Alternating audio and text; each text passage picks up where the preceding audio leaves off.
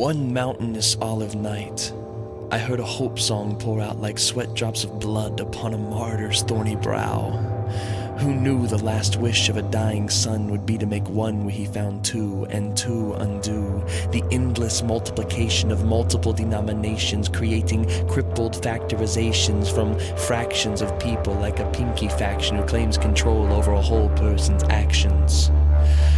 One rung the bell for all to be one, called unity, where you and me find harmony in between the endless schemes of different things we may see as disjointing, because we all just need the same bloodstained tree. As I stood listening to my Savior's forgotten prayer, all the religious buildings started to stare, and the steeples raised their voices, and the church bells rang their noises, and the marquees raved their choices. They all sang to me the same song, just in different keys, and the dissonating made me dizzy. Soon the flickering lights gave way to dissipating sights. I laid down, flat and fetal, on the old wooden road, and I dreamed.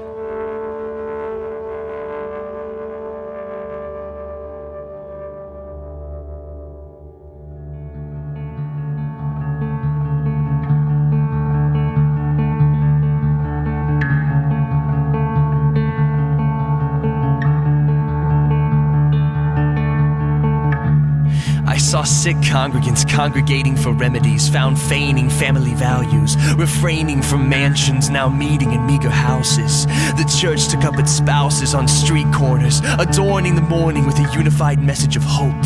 Found fellowshipping in the cozy cushions of hearts where there was never a need for a bigger building or budget, because love can house the universe. I saw these forsaken fortitudes of mistaken platitudes transformed into real houses of praise, now used for homeless shelters, adoption centers, rehabilitation clinics, food pantries, and art galleries filled with interracial paintings of full-circle peace signs. I saw denominational marquees reprieved, and their metal was beat into plows and trowels for the new compost garden out back.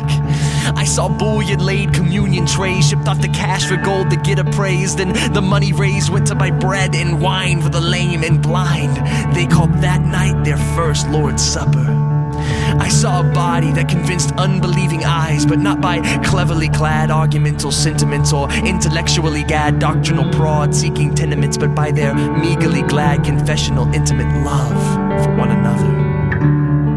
I saw millions raised for buildings used for dying civilians instead of a new youth pavilion. I saw apostles admitting apostasy to their 1-800 hotlines and 4-digit prisons, found spitting the spirit salve into mud, mixing the medicine for messianic blind better cream, free of charge and free of commitment. I saw prophets prodding the pockets of suburbanite nonsense spending, redistributing lending to oppressed widowed with widowed orphans, collecting widower tears in clear cherry jam jars, taking them one by one to the pearly gates of partiality parliament, slowly building a monument for begotten change, like a new Vietnam memorial of forgotten names. I saw evangelists being Jesus instead of selling salvation, and telling everyone how to be the church instead of which church to go to. I saw pastors shepherding the wounded sheep instead of bickering over budgets. I saw teachers enlightening minds at Starbucks and standing up in movie theaters to speak to crying souls. I saw congregations worshiping God instead of worshiping with or without instruments. I saw church attendance signs replaced with mirrors so we could all be reminded of what the church really is. I saw stained glass windows shattered to make room for more doors. I saw communion tables standing outside expensive restaurants, reminding everyone of the price he paid for our ultimate forgotten feast. And I saw the face of Jesus, contently contained upon each and every set of eyes who accepted me just as I am, and upon every tongue who encouraged me to become holy like my God. I saw unity in the body of Christ, and then I woke up.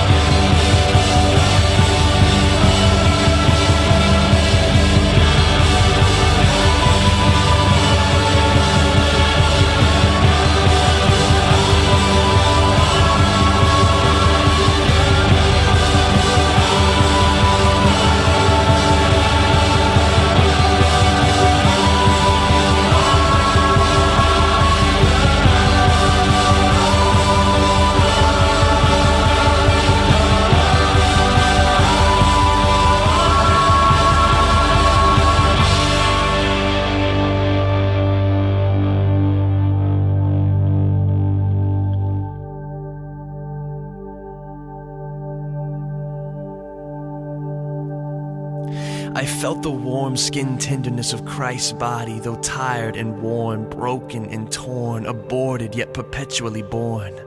I was swept up in a dream that I know could be our present reality, 'cause I've seen what this body was given to achieve. So with you by my side, reaching into his, together we may die to what church is.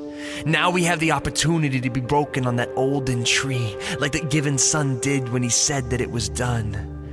And I know what we have to do to reach that communal feast. We must break our bodies to pieces to bring the pieces of his body to peace.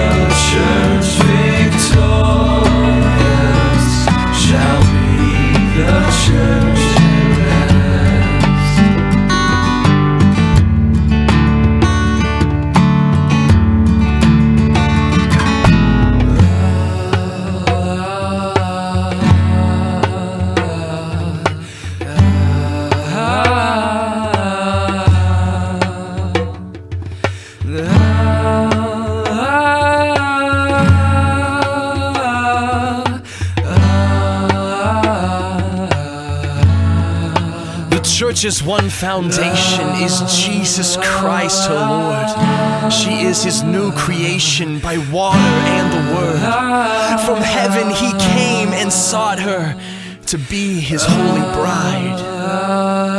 With his own blood he bought her.